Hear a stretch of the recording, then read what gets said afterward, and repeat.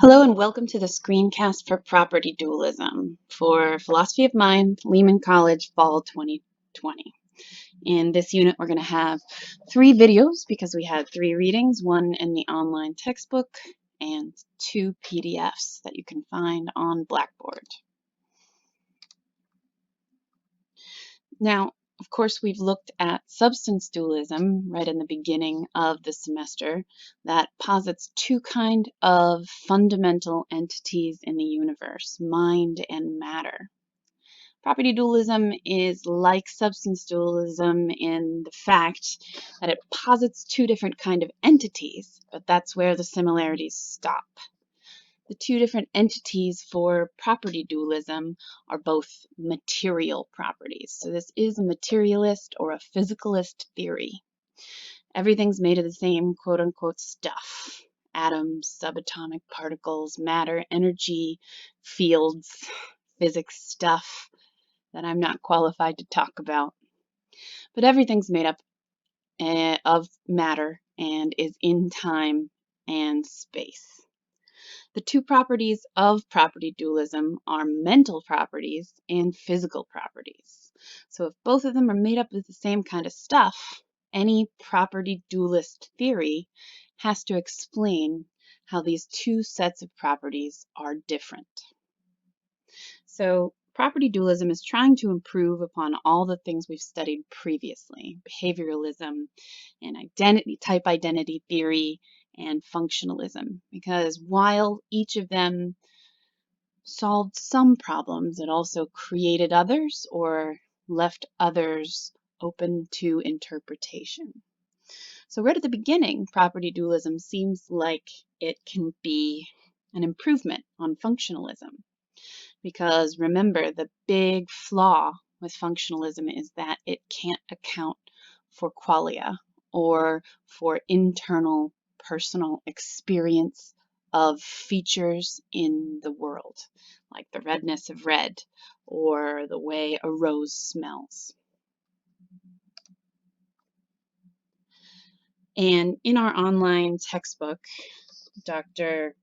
Vintiadis, I don't know if that's the proper way to pronounce it, starts to tell us a bit more about the philosophical notion of substance. And as I mentioned before, it's a philosophical term that has a very long history.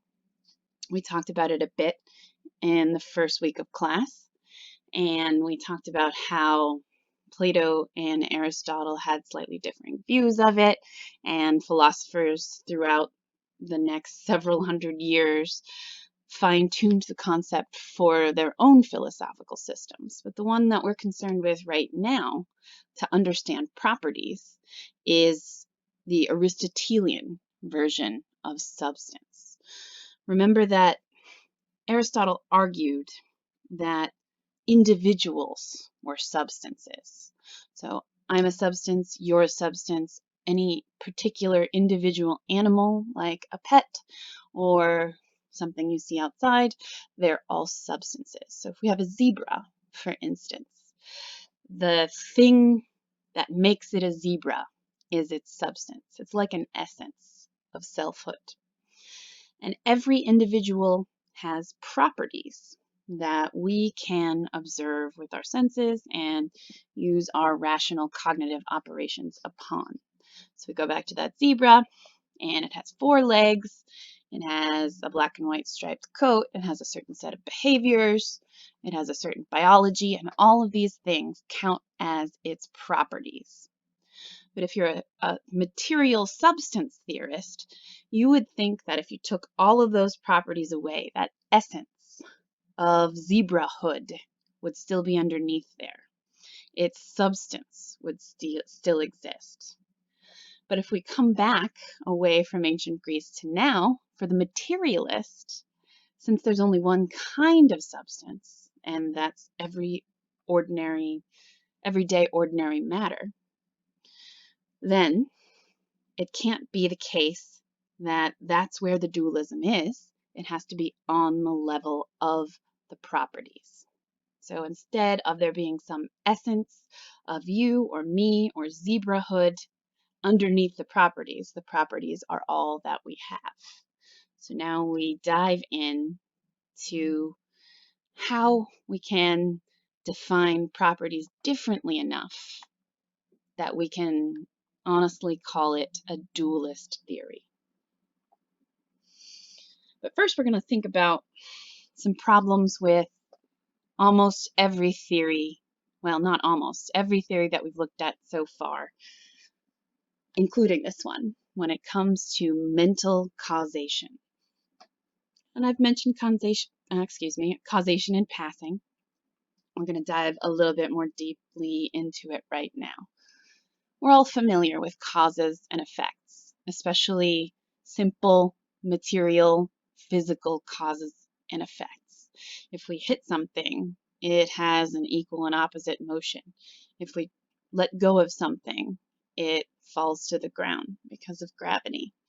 We talk about causes and effects in every aspect of human life. And if you really sit down and think about it, it will be impossible for you to think of anything that has ever occurred or any object that has ever been created that doesn't have something physical which caused it.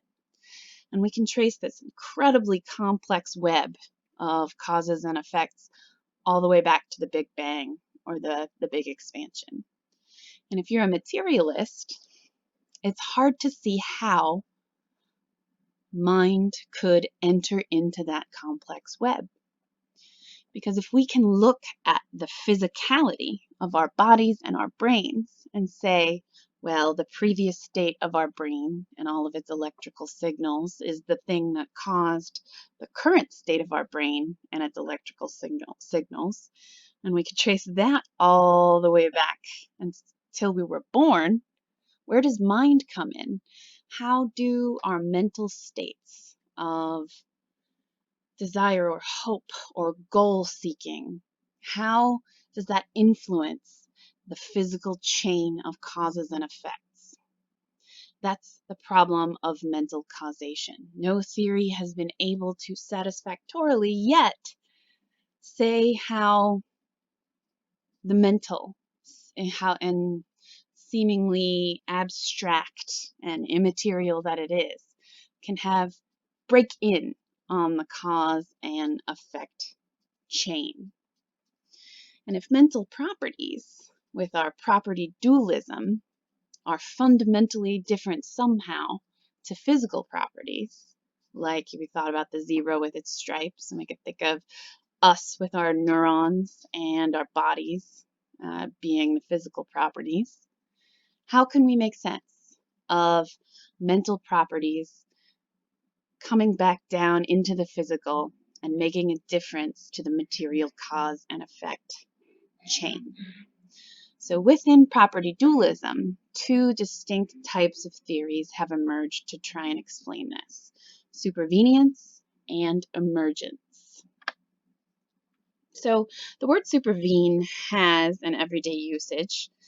It's not as popular as a word as it used to be, but in regular everyday use, it often means that something happens which changes the course of events. And when we use it in philosophy, it doesn't really have anything to do with that sense of the word. You could argue that they're related, but it's better to just think in terms of the philosophical definition when we are looking at property dualist theories of mind. And if you can remember this phrase or slogan, there cannot be an A difference without a B difference. You've gotten the essence of the philosophical concept of supervenience. So what does this mean? There can't be an A difference without a B difference. Well, okay, we're going to say that A supervenes upon B.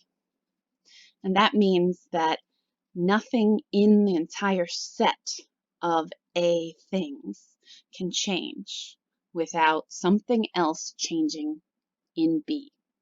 So B needs to change in order for A to change. And of course, A represents mind and B represents brain. So mind supervenes upon brain. And this means that something in the brain has to change if your mental states change, if your mind changes. They're no longer identical, as in type identity theory or even a wider net with functionalism, but they are tied together. You can never pull them apart completely. A needs B to exist, even if they aren't identical anymore. So the mental properties of things like qualia, or your intentions or your beliefs, supervene upon the physical properties of your brain, like neurotransmitters, like the functional network of connections between your neurons and all of the connections throughout the entire body to the brain and back. Those are all the physical properties, and the mental properties like intention, beliefs, and qualia supervene. And this is saying these mental properties that we all have are different to the physical qualities, but there can't be a difference in them without a commensurate difference in the physical properties of our body and brain. So the supervenience relationship and the concept in philosophy was developed in order to explain how mind can be so different from everyday matter, yet still depend upon it for existence. It was also originally intended to prove how mental properties can have a causal role in the physical world. But there ended up being problems with that, of course. Before we look at the problems and the counter-arguments to the supervenience theories, let's look at the basics of the emergence theories and how it differs to the supervenience theories. When a philosopher says something is a stronger theory, they don't mean that it's a better theory. They mean that it makes more claims about the world. It's stronger in its scope. And so the author of this chapter tells us that emergence is a stronger theory because it says more about the world. It says that mind and brain aren't just linked in some way, but that mind is something over and above body. Of course, that's vague. You might have read that and said, okay, that's really way too vague. But we can cash it out in multiple ways. And eventually, when we get to the third article, all about emergence, we'll see that there is indeed strong emergence, saying this over and above thing is completely different to physical properties. And then weak emergence says mind is still over and above, but it's still sort of explainable, at least in terms of physical systems or networks. But we're getting a little ahead of ourselves. Let's just think about how supervenience claims that mind and brain are inextricably linked, while emergence says that mind is something over and above body. And we can keep those core thoughts in our head, we will understand at least the intentions of the authors that are developing these theories, even if we don't think that they're different enough to count as two types of theories. So it might be super tempting to think of emergence as roughly equivalent to functionalism. Because recall, we say that mind is the operation of the functional system of the body. And when we think about emergence, we might think about new properties that arise when the body is functioning as a system in time. So the idea is that the whole is more than the sum of its parts. We get mental properties when all these physical properties are working in harmony with the environment, inputs and outputs. And there are similarities and overlaps there. And there are emergentists who think that we need to think about mind as dynamic and not static. And we'll talk about that also in the emergence article when we talk about synchronic versus diachronic emergence, but they're still not the same kind of theory, because in emergence, we're talking about mental properties as being a function of physical properties, while functionalism says that mind just is a function. It's not a property. It's just the way bodies work as systems. So emergence gives mind a bit more space to be its own object. It's not identical to the workings of the physical system. It's something, again, over and above. So I've already mentioned that there are some problems with mental causation in almost every theory of mind and body. But our author in this online textbook gives us a specific example. So she wants us to imagine that we stand up and go to the kitchen and get some water when we're thirsty. Now we can think about and try and map out all of the causes and effects that got us to the original point, and all the causes and effects that get us to stand up, walk to the kitchen, and get a glass of water. So, okay, our tissues are dehydrated, and that sends nerve signals up to our brains. And our brain says, we're thirsty.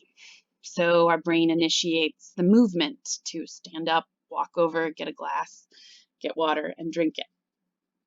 Now, did the desire you feel as an emotion, as qualia, that dry scratchiness you might get in your throat, did that feeling cause you to stand up and walk to the kitchen? Or was it just the neurons and the nerves operating physically up to your brain and then back down again to your muscles? People who think that the qualia, the way being thirsty feels, and the way desire to go get water feels, can't possibly cause anything, and they're just a side effect of the way our physical bodies operate, say that qualia are epiphenomenal. And when we look at the second article, we'll see epiphenomenal is in the title. So let's just break it down to see what it means. If something is phenomenal, it's part of the phenomena we experience. So we have this internal set of experiences, qualia, as individual people, and that is our phenomenal realm. If something is epi, if you see that word prefix attached to anything, it could mean various things: over, above, apart, before, after.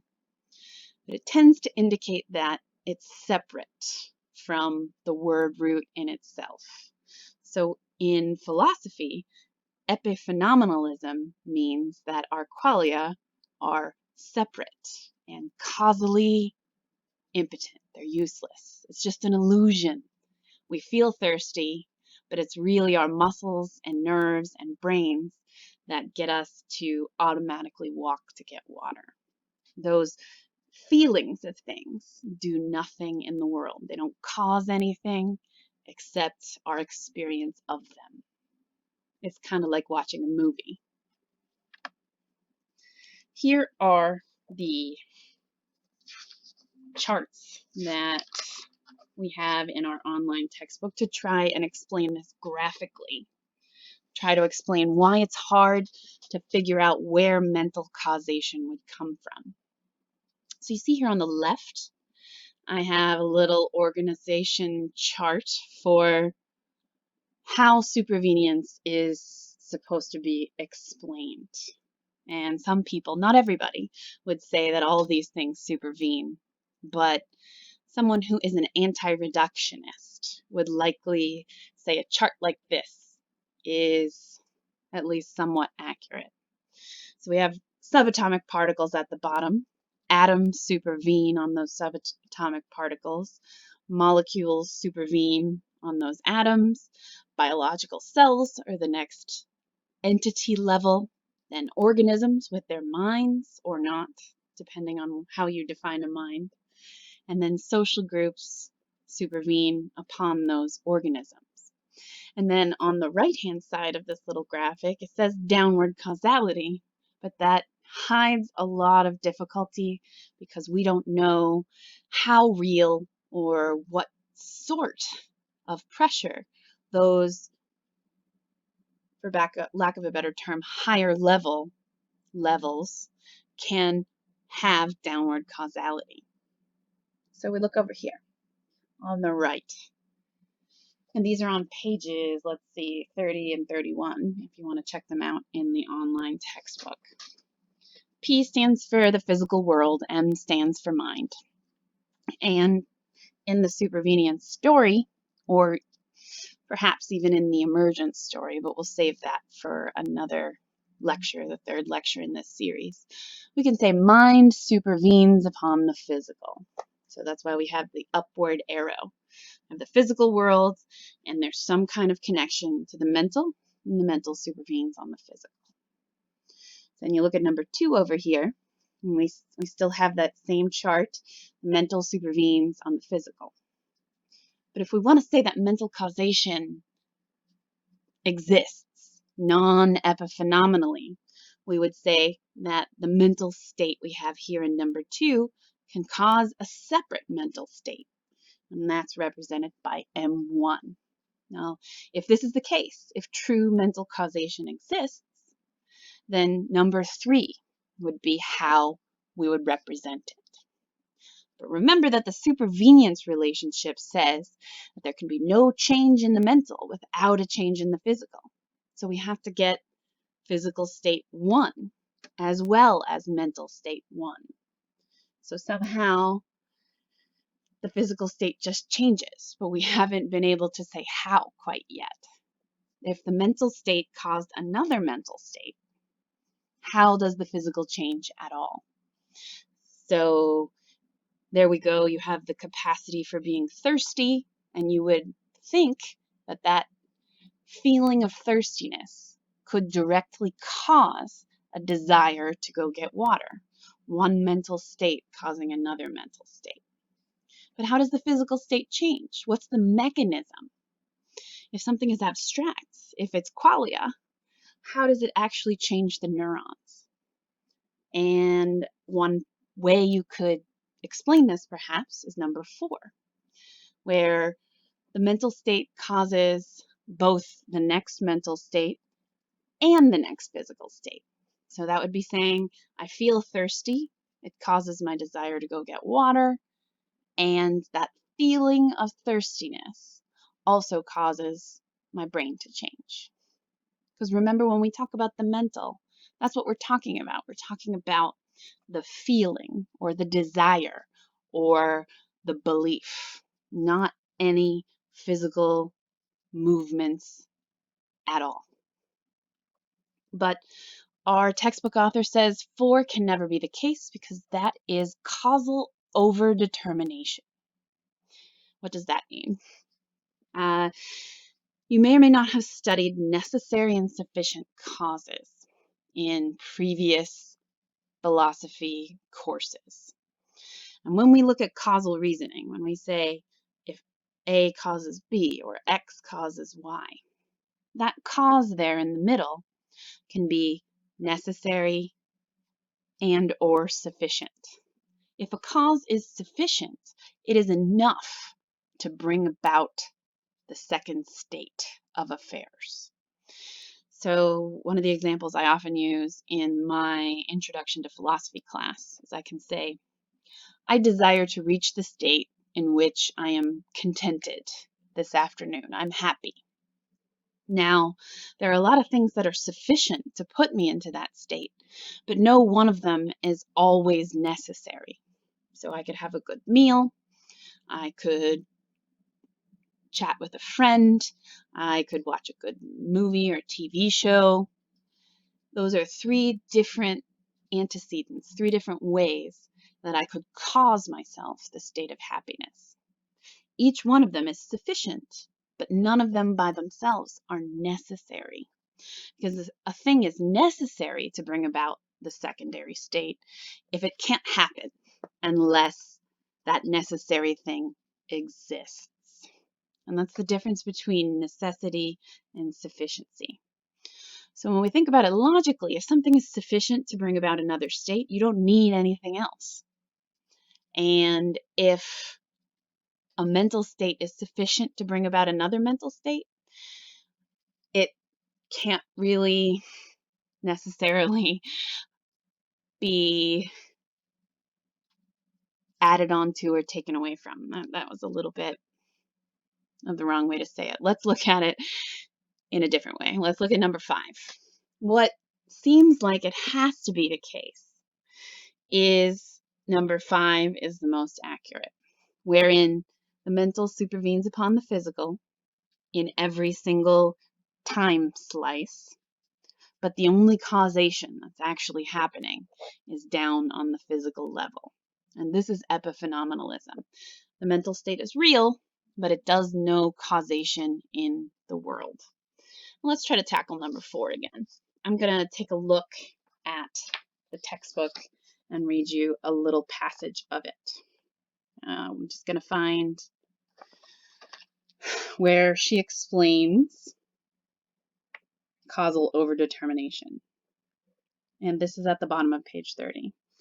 She says, at this point, we need to introduce 2 principles held by physicalists. First, the principle of causal closure, according to which the physical world is causally closed.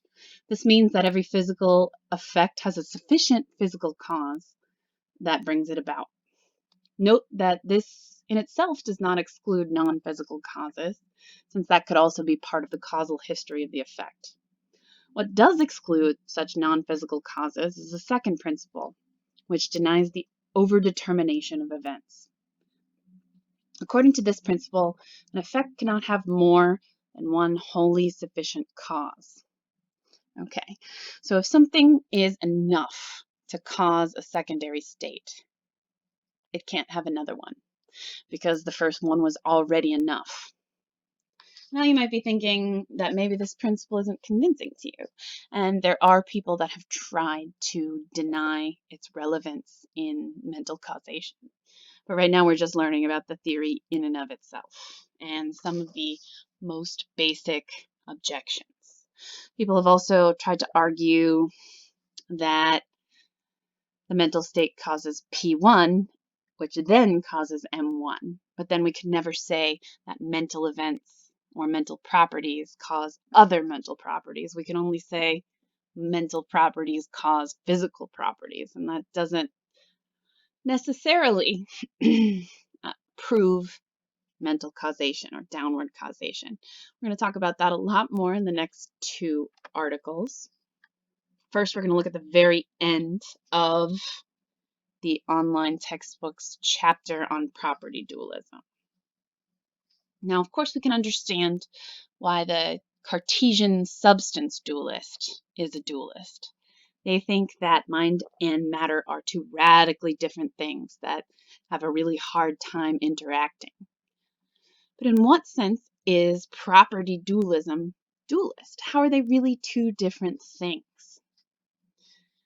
Our textbook author says that emergence theories have a stronger case for claiming that they're dualist, because when they say mind is over and above, they really mean that there's some kind of fundamental break between mental properties and physical properties. Whereas when it comes to supervenience, they're not saying it's a new kind of thing, mind. They're only saying that mind and brain are tethered together somehow. Emergentists may have a stronger case because they say that really new entities, objects, types of things come into being. They emerge out of the lower level substrata. Like, okay, here are some examples. This might help you to imagine what we mean when we mean entirely new entities that have radically different properties to the things that they're made up of. Because if you want to be a reductionist. You want to be able to explain mind in terms of physical properties, in terms of neurons, in terms of biochemistry. And then in turn, you want to reduce that down to the laws of physics. And then maybe in turn, you want to reduce that down to mathematical truths. You think that everything that is possible to be known can be reduced to its most fundamental levels. If you're an anti-reductionist, which many emergentists are, you think that there are brand new things about the higher levels of organization that cannot be fully explained by the lower levels of organization. And there are some examples to bring this up, like money.